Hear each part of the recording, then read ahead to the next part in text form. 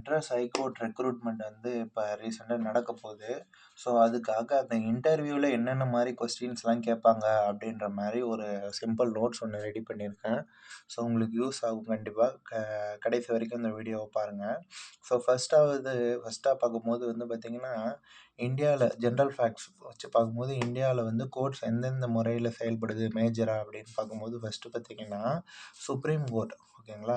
So இந்தியாவில் first வந்து பார்த்திங்கன்னா சுப்ரீம் கோர்ட், அதாவது உச்ச நீதிமன்றன்றது வந்து டெல்லியில் செயல்படுது. ஸோ அந்த சுப்ரீம் கோர்ட்டோட கீழே தான், அந்த ஜூரிஸ்டிக்ஷன் கீழே தான் வந்து பார்த்திங்கன்னா ஹைகோர்ட்ஸ் ஒவ்வொரு மாநிலத்திலையும். ஸோ இப்போ உதாரணமாக தமிழ்நாட்டில் எடுத்துக்கிட்டோம்னா ஒரு ஹைகோர்ட் இருக்கும். ஸோ இந்த மாதிரி ஒவ்வொரு மாநிலத்துக்கும் ஒரு உயர்நீதிமன்றம் ஹைகோர்ட் வந்து செயல்படும்.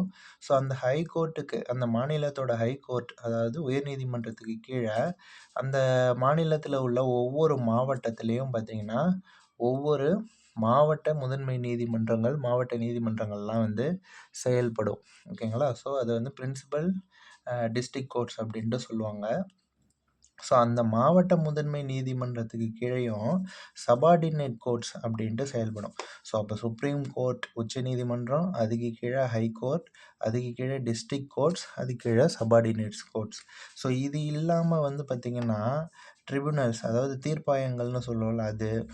அதேமாரி வந்து பார்த்திங்கன்னா கன்சியூமர் கோர்ட்ஸு, நுகர்வோர் நீதிமன்றங்கள், ஸ்பெஷல் கோர்ட்ஸ், சிறப்பு நீதிமன்றங்கள், ஃபேமிலி கோர்ட்ஸ், மொபைல் கோர்ட்ஸ், இந்த மாதிரி வந்து நிறைய நீதிமன்ற வகைகளும் இருக்குது.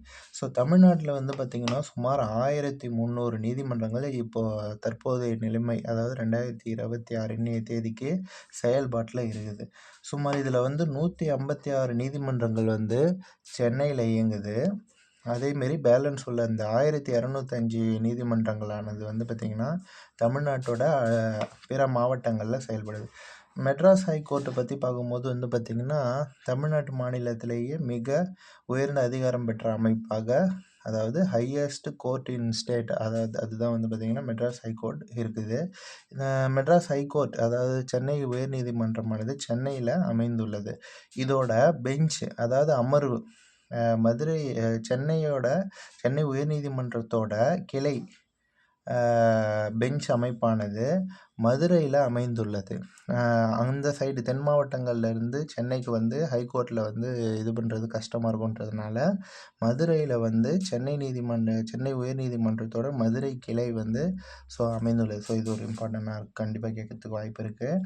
ஸோ அடுத்து சென்னை உயர்நீதிமன்றத்தோட தலைமை நீதிபதி வந்து பார்த்திங்கன்னா மகேந்திர மோகன் ஸ்ரீவஸ்தவா அப்படின்றவர் இருக்கிறாரு. ஸோ இவரை பொறுத்த வரைக்கும் பார்த்திங்கன்னா 54வது தலைமை நீதிபதியாக இருக்கிறார். அதாவது சென்னை உயர்நீதிமன்றத்தோட 54வது தலைமை நீதிபதி தான் இந்த மகேந்திர மோகன் ஸ்ரீவஸ்தவா அப்படின்றவர். ஸோ இப்போ இதில் கொஸ்டின்ஸ் அப்படின்ட்டு கேட்கலாம் அப்படின்னு பார்த்தீங்கன்னா, இந்தியாவில் உச்சபட்ச அதிகாரம் பெற்ற நீதிமன்ற அமைப்பு எது அப்படின்னு கேட்டாங்கன்னா, ஸோ அதுக்கு சுப்ரீம் கோர்ட். ஸோ சுப்ரீம் கோர்ட்டோட தலைமை நீதிபதி அப்படின்ட்டு சொல்லும்போது வந்து பார்த்திங்கன்னா, சுப்ரீம் கோர்ட்டை பொறுத்த வரைக்கும் chief justice of India CJI அப்படின்றவர் இருப்பார். அவருக்கு கீழே வந்து பார்த்திங்கன்னா பிற நீதிபதிகள் ஜட்ஜஸ் வந்து இருப்பாங்க. So chief justice of India, அவருக்கு கீழே நீதிபதிகள்லாம் இருப்பாங்க. ஸோ இது சம்மந்தமாக கேள்வி கேட்கலாம். ஸோ இந்த சீஃப் ஜஸ்டிஸ் ஆஃப் இந்தியா அப்படின்றவர் வந்து இந்திய குடியரசுத் தலைவர். ஸோ இந்திய குடியரசுத் தலைவர் வந்து பார்த்திங்கன்னா அவர் தான் நியமனம் பண்ணுவாங்க. ஸோ இந்த அடுத்தது வந்து பார்த்திங்கன்னா ஒரு மாநிலத்தின் உயர்ந்த நீதிமன்ற அமைப்பு எது அப்படின்னு கேட்டாங்கன்னா ஹைகோர்ட், அதாவது மாநில உயர்நீதிமன்றம் தான் வந்து ஒரு மாநிலத்தோட உச்சபட்ச நீதிமன்ற அமைப்பு. ஸோ இந்திய அளவில் எப்படி உச்ச நீதிமன்றம் உயர்ந்த நீதிமன்ற அமைப்பாக இருக்கோ அதுபோல் மாநில அளவில் மாநில நீதிமன்றங்கள், மாவட்ட அளவில்னு பார்க்கும்போது மாவட்ட முதன்மை நீதிமன்றங்கள், ஸோ அதுக்கு கீழே சபார்டினேட் கோர்ட். ஸோ இது இல்லாமல் பிற நீதிமன்ற அமைப்புகள் ஏதாச்சும் தெரியுமா உங்களுக்கு அப்படின்ட்டு கேட்டாங்கன்னா, தீர்ப்பாயங்கள், கன்சியூமர் கோர்ட்ஸ் அதாவது நுகர்வோர் நீதிமன்றங்கள், ஸ்பெஷல் கோர்ட்ஸ்னால் சிறப்பு நீதிமன்றங்கள்னு சொல்லுவாங்க, ஃபேமிலி கோர்ட்ஸ் குடும்ப நல நீதிமன்றங்கள், மொபைல் கோர்ட்ஸ் அப்படின்னு சொல்லுவாங்க, நடமாடும் நீதிமன்றங்கள், போன்ற நிறைய எடுத்துக்காட்டு இருக்குது அப்படின்னு சொல்லலாம். ஸோ தமிழ்நாட்டில் மொத்தம் எத்தனை நீதிமன்றம் இருக்குது அப்படின்னு கேட்டாங்கன்னா, மொத்தம் 1300 நீதிமன்றங்கள் வந்து தற்போது தமிழ்நாட்டில் வந்து செயல்பாட்டில் இருக்குது அவரேஜா. ஸோ அதில் வந்து பார்த்திங்கன்னா 156க்கு போன்ற நீதிமன்றங்கள் வந்து சென்னையிலேயே இருக்குது. மீதமுள்ள 1205 நீதிமன்றங்கள் வந்து பார்த்திங்கன்னா தமிழ்நாட்டின் பிற மாவட்டங்களில் அமைந்துள்ளது. ஸோ சென்னை நீதிமன்றத்தை பற்றி கேட்குறாங்க அப்படின்னா, மாநிலத்திலேயே மிக உயர்ந்த நீதி அமைப்பு பெற்றது எது அப்படின்னு கேட்டாங்கன்னா சென்னை உயர்நீதிமன்றம். ஸோ சென்னை உயர்நீதிமன்றம், அதாவது மெட்ராஸ் ஹைகோர்ட் எங்கே அமைஞ்சிருக்கு அப்படின்னு கேட்டாங்கன்னா சென்னையில் அமைஞ்சிருக்கு.